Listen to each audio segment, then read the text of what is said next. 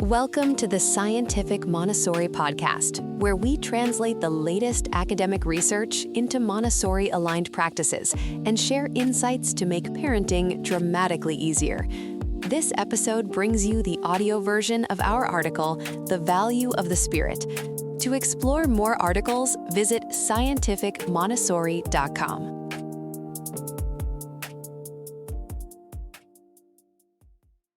Today, I want to talk about the child's spirit. When we think about the components of life in animals, there are many ways to categorize them, but personally, the division into body and spirit feels right to me.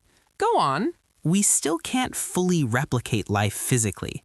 We're gradually making progress on the body side, but the spirit side hasn't caught up yet.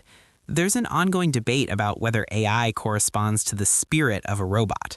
Personally, I think we need to discuss this more in physical terms. In other words, I want to clarify what the spirit is from a physical standpoint. Where should we start to make this physically clear? Personally, I think the spirit can be approximated by learning ability. In animals, it's closely related to the capacity of the brain. What do you mean? For example, today's robots are measured against benchmarks like whether they can complete tasks a 5-year-old can do, figuring out how not to be found in hide and seek, stacking blocks with a robotic arm, or walking in a park without falling. Sounds like they're doing what toddlers do. On the other hand, AI has been defeating world champions in games like chess and Go. That's what's happening in the field technically called machine learning. What's fascinating is that these systems no longer need human data. In fact, research shows that self-play without learning from human data produces far more capable and intelligent systems. It's quite surprising. Using that approach, AI has surpassed humans as Go players, and now it's approaching human-level performance in mathematics, too. In autonomous driving as well, AI can now drive far more safely and efficiently than humans. The key point is that humans aren't teaching it. Once you set up the environment, it becomes smarter on its own. No teacher needed. In other words, the teacher was actually limiting its potential. The same is true for human children. Especially with children's spirits, it's natural for them to be cultivated through self-education. Maria Montessori was the one who emphasized the importance of building an environment for this purpose. Watching AI progress, I think we could say that the maturation of the spirit means becoming able to solve complex and difficult problems. There's a natural developmental stage of the brain where children move from solving only concrete problems to being able to solve abstract ones. That's why the Montessori method of progressing from concrete to abstract aligns well with this. Right. In Montessori education, children aged 3 to 6 learn abstract concepts like numbers, language, and culture through sensory and motor experiences. In short, the ultimate mission for ages 3 to 6 is to do plenty of integration training between the brain's sensory input and motor output. Put simply, if there's an environment where children can immerse themselves as much as they want in self-correcting learning through trial and error, their spirits will be fulfilled. As a result of being fulfilled, they reveal their more developed selves. It's like a program activating that transforms a chrysalis into a butterfly. Just as we can't see what's happening inside a chrysalis from the outside, we can't see what's happening inside a child, so we can only imagine. But science has actually identified what happens inside a chrysalis. We now know that the chrysalis liquefies parts of its body to rebuild itself into an adult. Similarly, science can help us see a child's inner development. Everyone pays attention to physical development, but we're often blind to mental development. When it comes to children's spirits during this chrysalis-like period of ages 3 to 6, society tends to not place much importance on inner development. In many countries, kindergarten is available and elementary school starts after age 6, but there isn't yet a strong movement to make early childhood education mandatory as a social institution and improve its quality. France lowered the compulsory education age to 3 starting in 2019, and Hungary made kindergarten mandatory starting in 2016. There are also examples from Mexico and Sweden, but globally, we still have a long way to go. In Japan, preschool has been made free, but not mandatory. That's right. Japanese nursery schools are classified as preschool education by OECD and other international standards, but that was only achieved through 2015 system reforms to align with global standards. In practice, since teachers weren't required to obtain new licenses, it's become somewhat hollow. Even with the integrated centers for early childhood education and care, the actual quality of education varies considerably. I think quality needs to improve along with accessibility.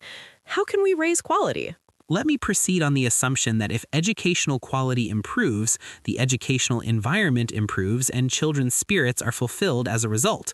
In that case, should we measure educational quality by literacy acquisition rates, or is there some other indicator? What do you think? Well, I think literacy in reading, writing, and arithmetic can be acquired even with low-quality education, in the sense of using the carrot and the stick. True, but literacy acquired that way doesn't lead people to use it spontaneously for meaningful purposes as adults. For example, reading lots of books, writing extensively, or engaging in mathematical thinking. This shows up in statistics like reading rates and book purchase rates. The correlation between these indicators and income and assets has also been established. In the end, literacy that was forced on someone reluctantly versus literacy acquired voluntarily affects life outcomes differently, don't you think? That's true. When you consider the long-term impact, we can't really say they've fully mastered literacy.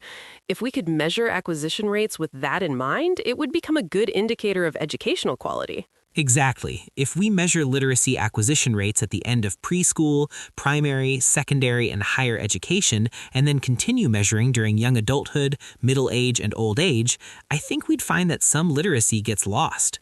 So while we tend to assume literacy is acquired once education is complete, we shouldn't ignore that unused literacy is easily lost.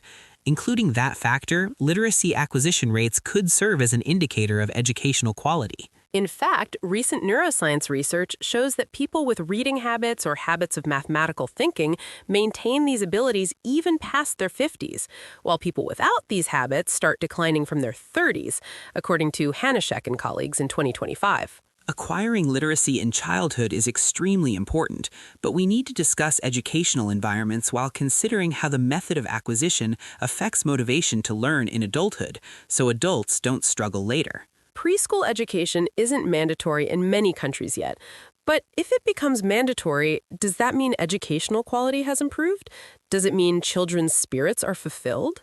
Their spirits will be fulfilled if it creates an environment where children can freely engage in trial and error. To understand the impact of making education mandatory, we can look at times when primary education wasn't mandatory. I see. Making something mandatory can meet resistance, but learning from history is important. Compulsory education in Japan began with the School System Proclamation in 1872. The turning point was in 1907 when the compulsory education period was extended to 6 years of elementary school. Enrollment rates improved significantly. After World War II, the School Education Act of 1947 extended it to 9 years total, 6 years of elementary and 3 years of middle school. This forms the basis of the current system. I see. Before that, were there no educational opportunities? People couldn't read, write, or calculate? Before that was the Edo period, 1603 to 1868, when private educational institutions called Terrakoya spread throughout the country. There, children learned reading, writing, and the abacus as practical knowledge for daily life. Literacy rates vary by sources, but it's believed to have been over 60% in urban areas and under 30% in rural areas. What about before that? In the medieval period, Kamakura through Muromachi, education for noble and samurai children was mainly conducted at temples. Temples were centers of learning, and monks taught not only Buddhist doctrine, but also classical Chinese, waka poetry, and calligraphy. The samurai class emphasized reading and writing education alongside martial arts. Literacy among common people was low. So, historically, new forms of education were for a small elite, and over time they spread to the common people. Most people until recently didn't have the opportunity to learn letters and numbers. That might be true. So we modern people are having quite a luxurious discussion. Will making preschool education mandatory actually fulfill children's spirits? Is this discussion scientific? Okay, then let me talk in an even larger historical frame. In the history of life, we originally had no brain at all. We were so tiny we couldn't be seen, couldn't move freely, we could only drift. From there, we settled in certain places, photosynthesized, preyed on other organisms, got absorbed by others, grew larger, and became more complex. We came up from the sea onto land, grew legs, and learned to walk. Some learned to fly, others returned to the sea. We laid eggs, then hatched eggs inside our bodies. And somehow, now, here we are discussing whether to make preschool education mandatory. That was quite a sweeping look back. Yes. Within that grand flow, we had no brain until relatively recently, and now we're discussing how to use and develop our enlarged brains. That's impressive. Look how far we've come. So first, I want to give a round of applause to all life for making it this far. True. With that perspective, we can then ask about the merits of preschool education. I want to discuss the cultivation of children's spirits on that kind of macroscopic scale. The idea of adaptation to environment through learning might be valid across the entire history of life. What is nourishment for the spirit? At first, I thought it was language and dialogue, but that wouldn't apply to all life. When I reconsidered, trial and error and discovery felt right. So aid to life was actually aid to all life. When thinking about children's education, we need to consider whether it only applies to humans. In many ways, I think education will evolve by moving away from human-centered thinking. In the world of machines, this is already happening. So we're at a crossroads between being the ones who use machines or being used by machines. Rather, it's a fork between competing with machines or cooperating with them. Whether we continue the current competitive approach or transition to a cooperative one. Discussions about mixed age grouping and diversity are becoming outdated. That's interesting. A paper published in March 2025 scientifically suggests that the mixed-age, competition-free experience in Montessori education forms a fundamental worldview that people are cooperative, which enhances trust in society and well-being in adulthood. Montessori-educated Larry Page and Will Wright are positive about AI, and Jeff Bezos is focusing on preschool education for low-income families through the Day One Fund. It's an initiative to establish free Montessori schools across the United States. Elon Musk's Ad Astra, a kindergarten and elementary school, is also based on Montessori education. Preparations are steadily advancing toward a future where all life and AI cooperate.